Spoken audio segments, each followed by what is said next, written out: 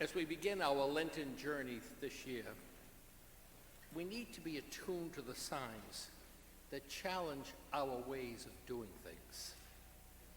And that first scripture passage we listened to was in the Old Testament, the book of Deuteronomy. And there we were told of God's abiding presence with the Hebrew nation.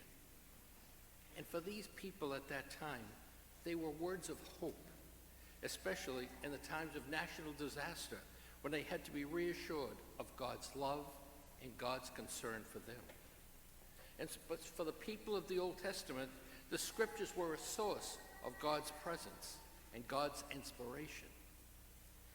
It is in this very light that we see Jesus in the gospel passage which I just read.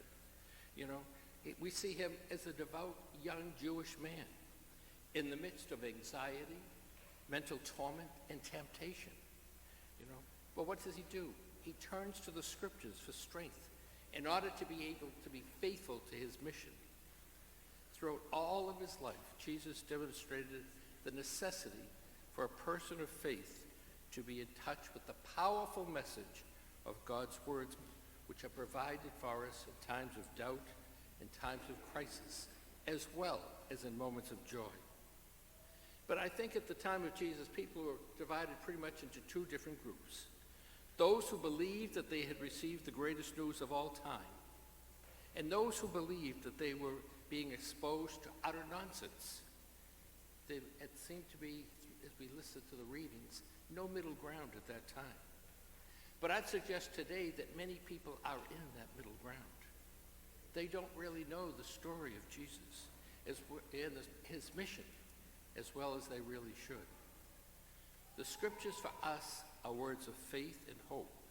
Okay? They were important for the Israelite people. They were important for Jesus.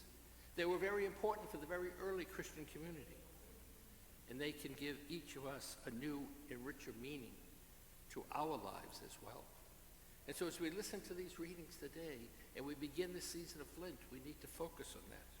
So during this season of Lent, let us try to spend a little bit more time appreciating the scriptures and seeing them really as words of faith and words of hope.